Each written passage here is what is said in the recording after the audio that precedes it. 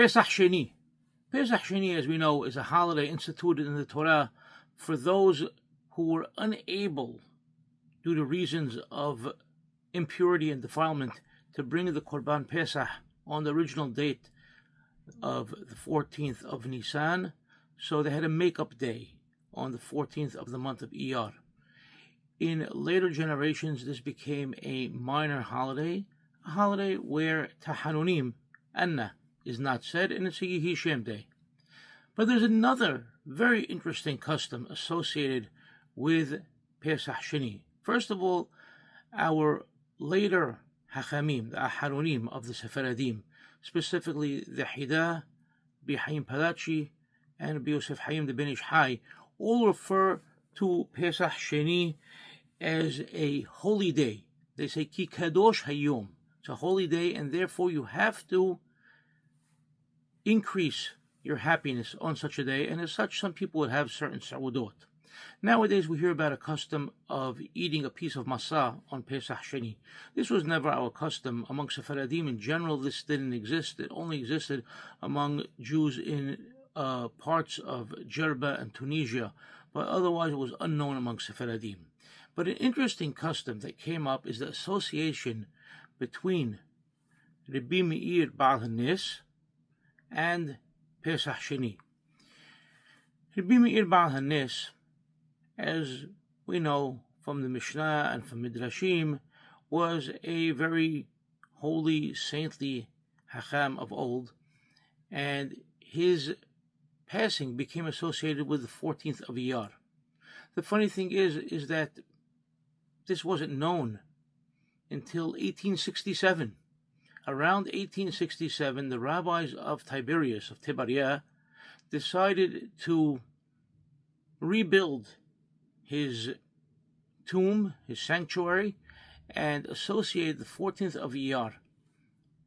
As such, this became something widespread over time in various communities, both among Sephardim and Ashkenazim, and people would go there on their way to Meron. They would go to Meron for the Lag LaOmer, for the 18th of Iyar. So a few days before, on their trek to get to Meron, they had to pass by Tiberias. The Hachamim of Tiberias had the people stop in Tiberias and Tiberia at the Sion of Ribbi Meir Baal Hanes and elicit prayers over there.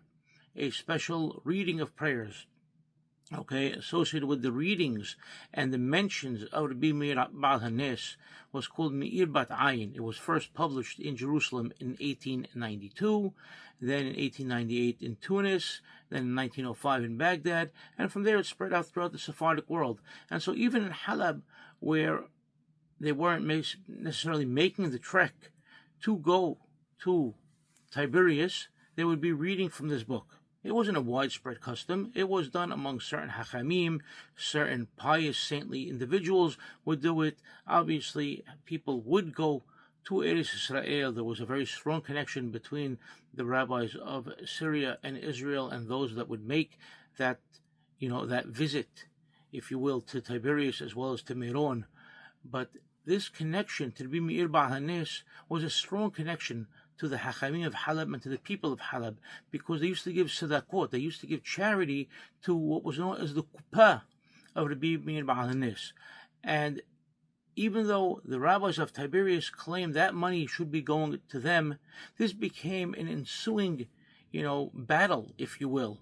This is not related to Pesach Sheni, this is not related now to Ribbi Meir Baal Hanes directly, but it became a big thing among the Hachamim of Halab. They had this kuppah of Ribbi Meir Baal Hanes, and the monies they would use for the Hachamim of Halab, for buying books for the Batei Midrash, for taking care of poor people in the city. And as people started making Aliyah and started moving to Eretz Israel in the 1940s and the 1950s, the rabbis of Tiberias said, well, you're collecting this money, you have to send it to Tiberias, and the Hachamim of Halab got together, those that were living in Eretz Israel.